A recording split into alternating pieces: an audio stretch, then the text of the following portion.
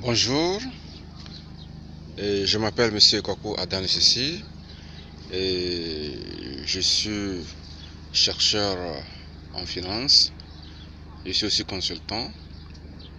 J'avais présenté une vidéo la fois passée concernant le processus de gestion des investissements.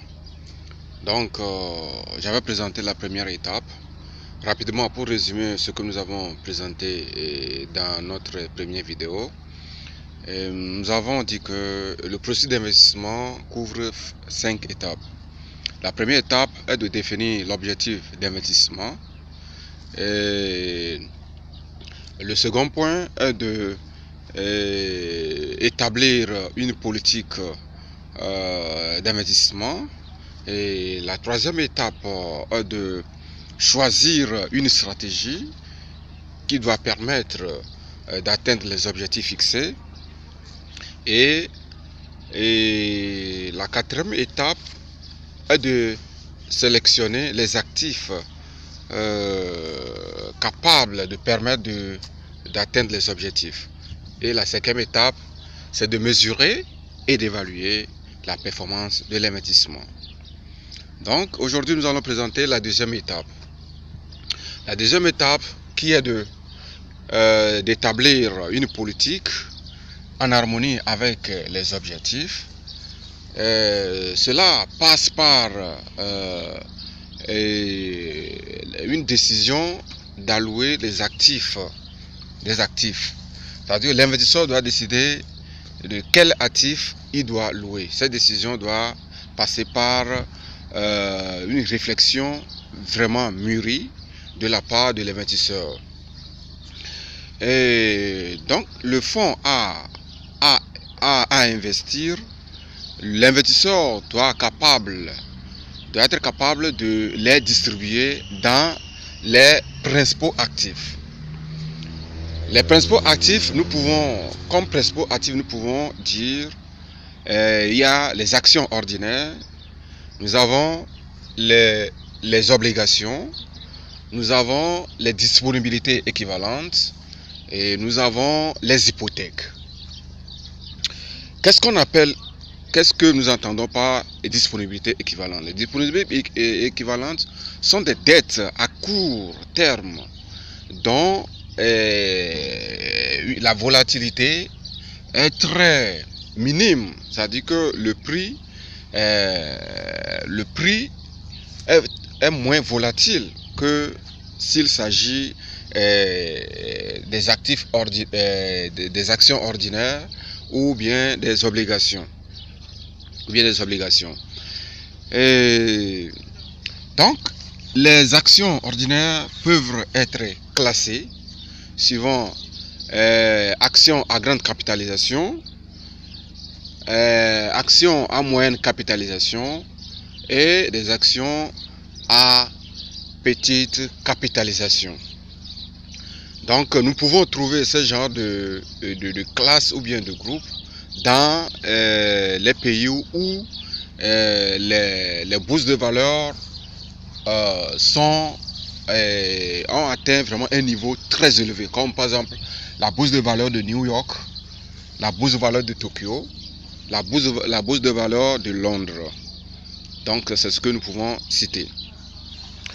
Au niveau des obligations, nous distinguons deux grands types d'obligations: les obligations du gouvernement et les obligations des entreprises. Au niveau des obligations des entreprises, cela dépend du type d'entreprise qui émettent ces obligations. Donc là, nous avons quatre groupes d'entreprises. Nous avons les utilités publiques, les entreprises ou les obligations émises par les utilités publiques. Nous avons aussi le transport, les entreprises de transport. Nous avons aussi la banque et la finance. Et nous avons les industries. Aussi, les trois premiers groupes sont subdivisés en de petits groupes qui sont homogènes. Si nous prenons les utilités publiques, nous pouvons avoir les compagnies de distribution d'électricité, de gaz, d'eau et les entreprises de communication. S'agissant de banques et finances, nous avons la banque centrale, les banques régionales, nous avons les entreprises de courtage, nous avons les compagnies d'assurance et nous avons les entreprises financières, etc.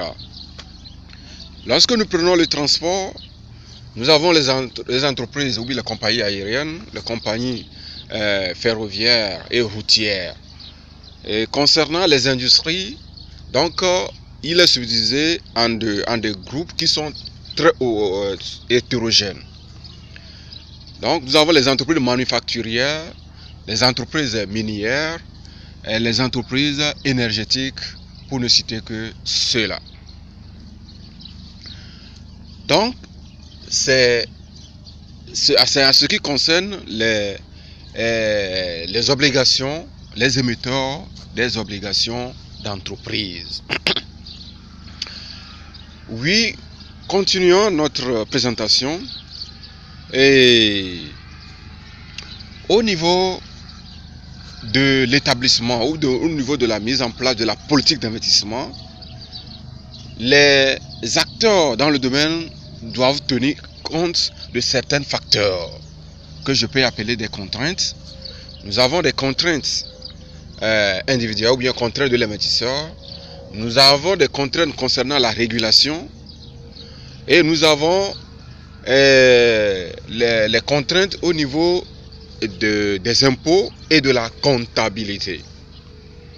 Donc, en résumé, c'est ce que je pourrais dire concernant la deuxième étape.